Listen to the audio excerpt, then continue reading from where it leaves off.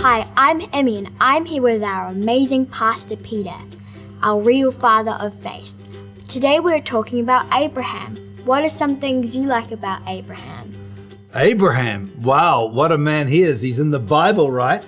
Not only that, he is called the father of all who believe. So, we are of the seed of Abraham. When you think about Jesus, he came through the seed of Abraham, through the genealogies of Abraham. And of course, we're of that seed of Abraham as well.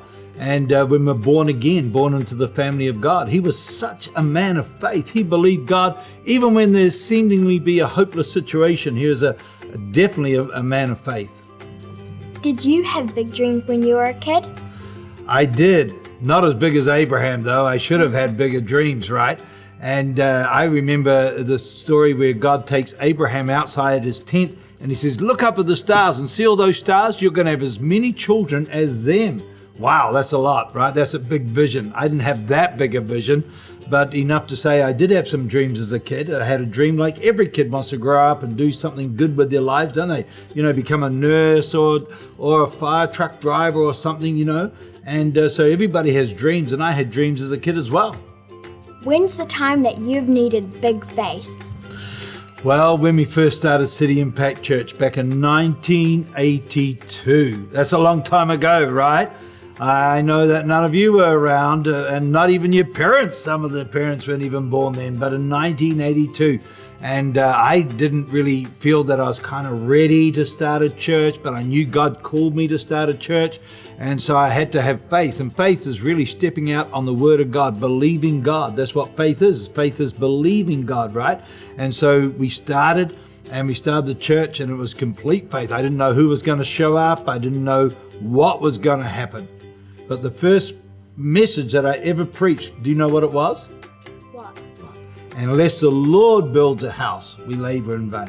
And that's really been what it's all about the Lord building his house. And we are just co-laborers, just like Abraham was a co-laborer with God. What are some ways that I can grow my faith in God?